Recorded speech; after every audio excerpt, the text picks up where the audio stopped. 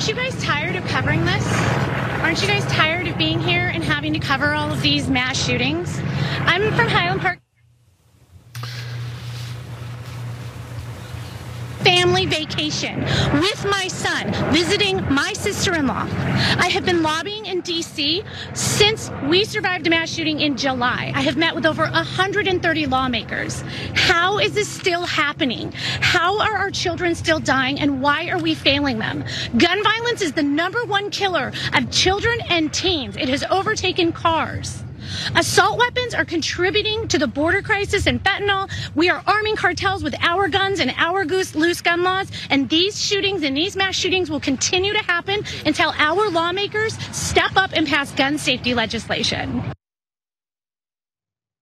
And she is absolutely right. Until there is change, there will be no change. But unfortunately, it seems that those in leadership are not necessarily advancing when it comes to the conversation of what change can be had in terms of people actually taking action. So we have the right and the left still doing this little dance. And we saw that yesterday when Joe Biden took to the podium to talk a little bit about what he would like in terms of a call to action. So I call on Congress again to pass my assault weapons ban.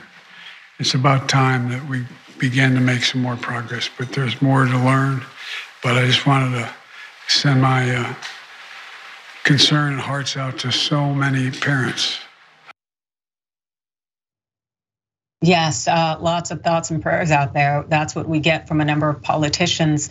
And the question is, what would actually be done if you used all the power in your arsenal, so to speak? And the thing is that I know that Biden is also at the mic again today, begging for change. But my God, there just has to be something far more. Jordan. Absolutely. There was an interview I saw about a year and a half ago. There was a shooting at a Washington Nationals game, and the local news interviewed a father and his young daughter who might have been around 8 or 9, about what it was like being in that stadium when somebody opened fire. And she said, "Oh, it's okay. This isn't the first shooting that I've been through." And I want people to think about that. When you hear clips like that, and this mother who interrupted the Fox stand-up, who just last year survived the Highland Park, Illinois shooting. How insane it is that we're at the point where the gun violence problem in this country has gotten so bad that people are surviving multiple mass shootings. This was the 135th, I think, mass shooting so far this year. And yesterday was the 86th day of the year.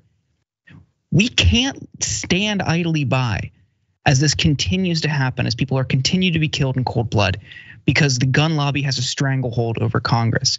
It's time for people to finally stand up to this issue, to rebuke this corporate and lobbyist cash, and actually take action. And it's maddening when you see people like members of Congress from Tennessee who admit this is bad, but we're not gonna solve the problem. It shows where their loyalties lie, and it's not with their constituents.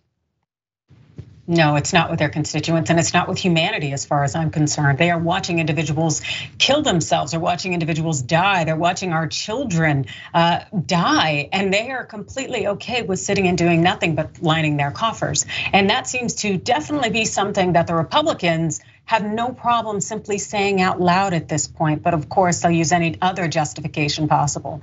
This here is Republican Representative Tim Burchett, who happens to be a representative for Tennessee. And this is what he had to say after yesterday's shooting. Precious little kids lost their lives, and I believe 3 adults,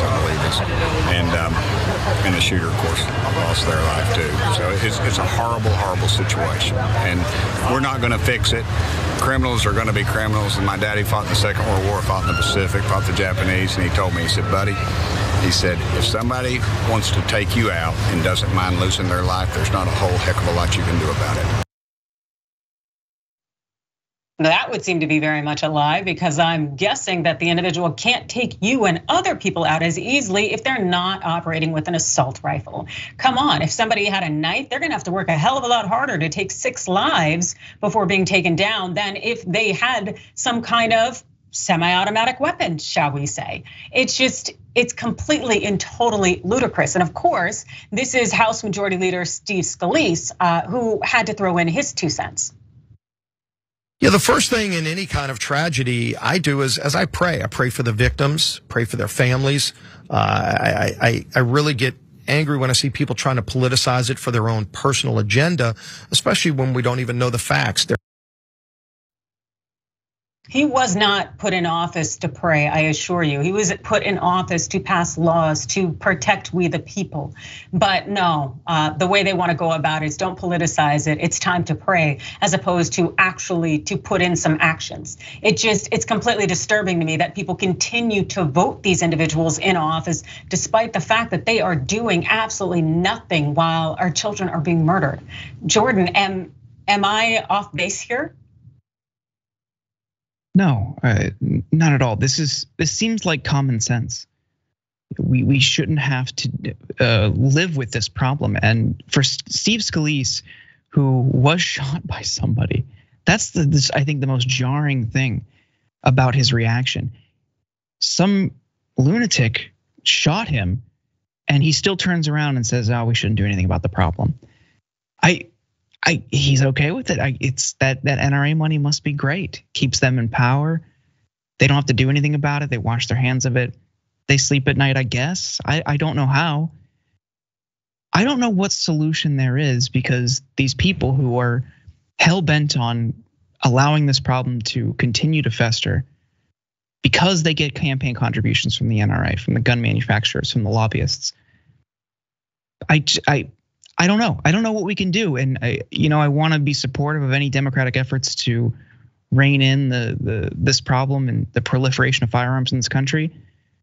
But until we tackle the problem of money in politics, nothing's really going to change. So we could pay lip service to the issue, we can feel bad, and then tomorrow's a new day with another mass shooting. I feel very cynical on it because we've all watched this problem grow and develop into this really cancerous rot in this country, and nothing's changed. Nope, and it's just you become desensitized to it at a certain point. But I can definitely tell you that yesterday's situation really kept people from saying that, well, we need to put God back in schools because God was clearly there if this was a Christian establishment, and yet still mass shootings were also on the premises.